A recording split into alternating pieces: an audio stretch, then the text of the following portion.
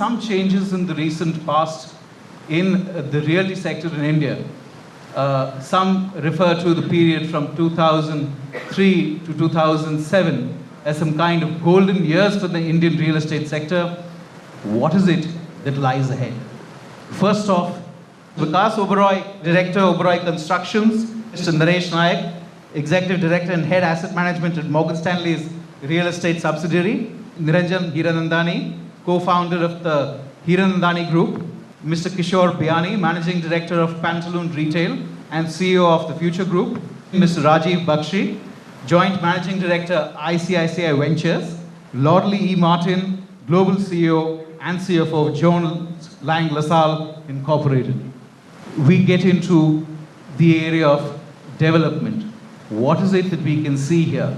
Will buildings come up faster? Will the quality of construction improve?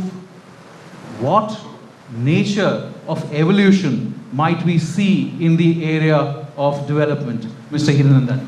Opportunity in the next 10 years will be about 10 times greater than the last 10 years, notwithstanding the last 1.5 years of recession.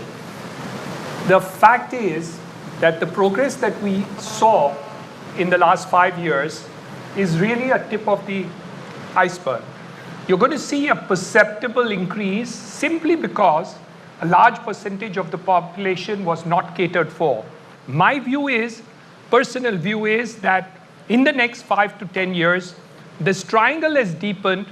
Because of the growth of the segment, you're going to find at least the growth by 10 times. I mean, 10 times the amount, not 10%, because that's the significant change that you're going to see. There are two riders to it. The first rider is that, is the Reserve Bank of India and the credit policy of the government going to match with it? The second important rider that I see is infrastructure. We all know that infrastructure is moving faster. Look at the extent that we see in Delhi, Gurgaon, we see in the Mumbai region, MMRDA has done a paradigm.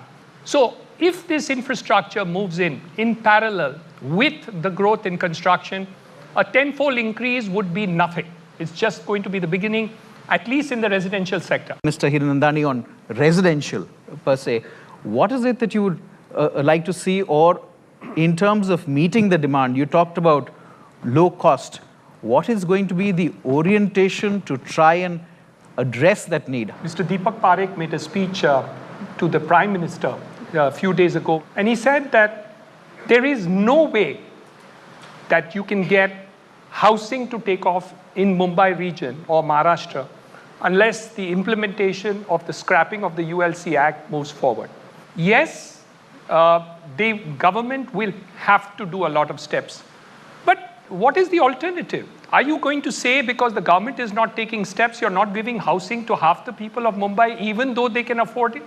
That the aspirational needs of our citizens are not going to be met because few bureaucrats want to take advantage of the situation? Or is it that some policies of the government are going to come in the way of housing 50% of the population?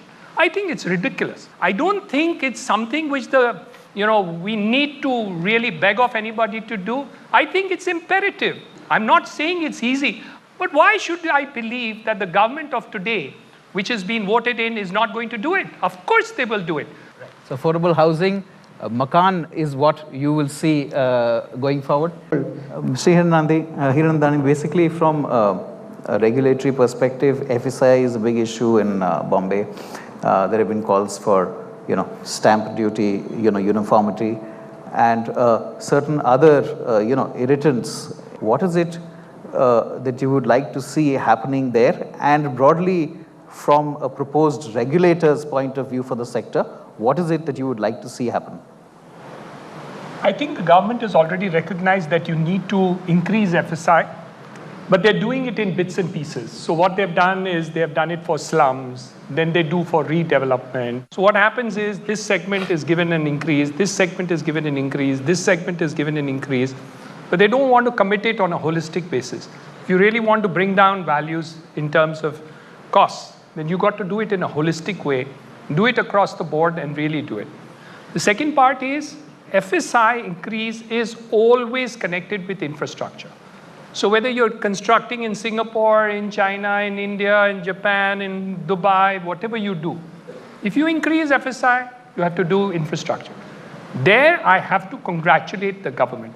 So I think what has happened, if you really look at some of these components, it's there, or it's reaching there. It's on the way there. What you really need to do is, what is lacking in urban land ceiling? Let's finish it. What is lacking in FSI? Let's finish it. What's lacking in urban infrastructure? Let's finish it. What's lacking in finance? Stamp duties, regulation, deregulation, and all, we need to finish it. What the government has still not done is to take a holistic approach and really take the whole thing. I believe that our industry is already grossly over-regulated. And what is being proposed by the government of India is to bring in a license regime, which means a politician or a bureaucrat will actually license Mr. Oberoi whether he can continue to do business. What we actually need to do is to create consumer courts on the line of a building industry consumer courts, which will actually bring justice to the persons connected with the industry and the players in the industry to do it. So I'm sorry I disagree on this point.